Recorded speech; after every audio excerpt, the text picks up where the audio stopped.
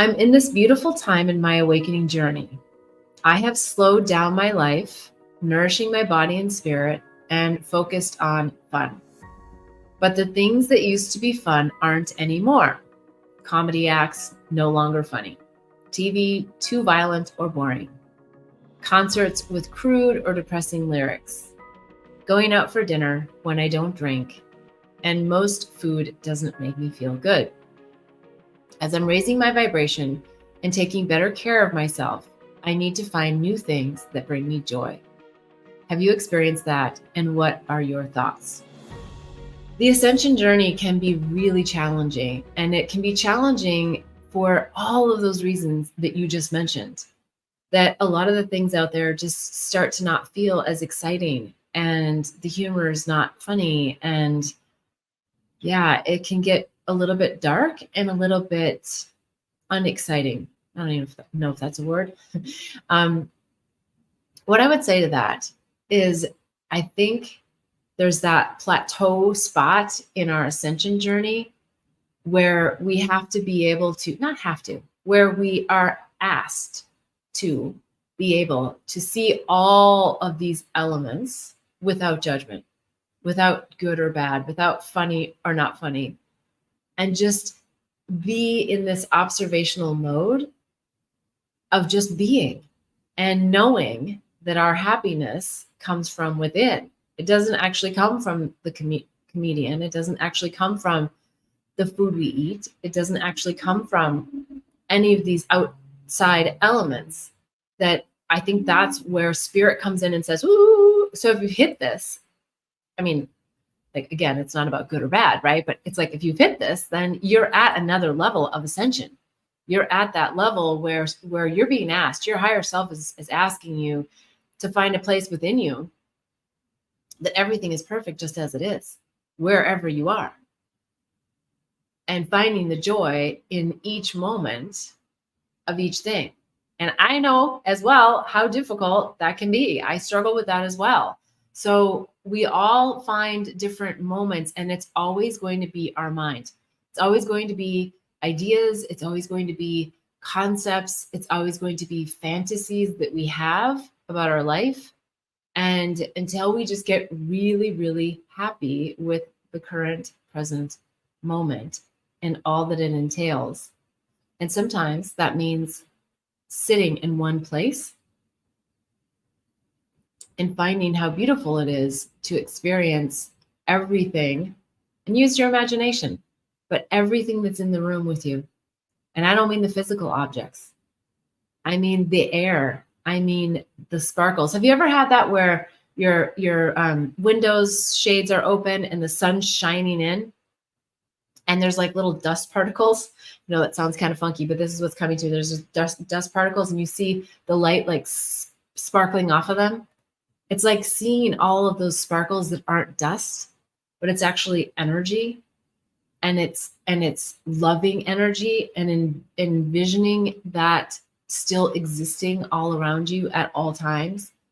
And if you really felt into all of those sprinkles, would it matter if you were sitting in your living room, or you were sitting in the Eiffel Tower, or you were sitting in a I want to say a shaman's an ashram?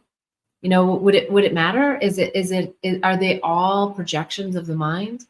And so if we really sit deeply within our own peace, then we have this opportunity to experience the elements around us. And what comes to mind to say is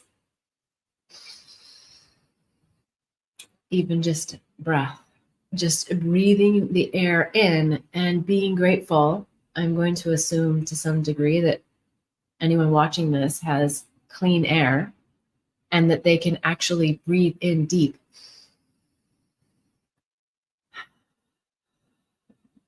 And when we do, it brings us back to a different place. It brings us out of our minds and brings us into our bodies, brings us into this place of gratitude for just breathing. And it's an interesting dichotomy, because as we do wake up, things fall away in level of importance. The external world is still something we're having an experience with. So it doesn't mean that we can't have our preferences, and it doesn't mean that we don't allow the external world to provide some level of stimulus and also to help us understand, like, what are my preferences? I don't prefer to sit somewhere with loud music, or I do. So we're still having those interactions, but we're just quieting the mind and the mind's power of how it's maneuvering us through these interactions with our external world, so that the peace is coming from deep, deep, deep within ourselves, and we're projecting that out into these situations. So it is another level of ascension. I just can't say it enough. And it's what, the Jesus, the Buddhas, the Amas, the Dalai Lamas, it's what they're exuding as an example. The Mujis, they're exuding these examples of accepting everything that is as it is, and allowing yourself to still enjoy that moment, no matter where you're at or what you're doing. I so appreciate all the questions that you guys submit each week. I love answering them. I love giving insights. And I do encourage you to apply for the Awaken Inner Wisdom membership. But more importantly, perhaps, is if you haven't done the State of the Heart assessment, please do. There's a link down below, and it's bethbell.me. You can fill out your State of the Heart. The assessment will give you very specific results to which stage of the heart you are in. And also some tips, tools, and techniques will come your way over time in the emails. And we'll learn more about you, and you'll learn more about me, and we can support one another in such a beautiful way. Now, if you're also interested in going deeper in some of the concepts that I talk about, there's great stories, transformational storytelling in angels, herpes, and psychedelics.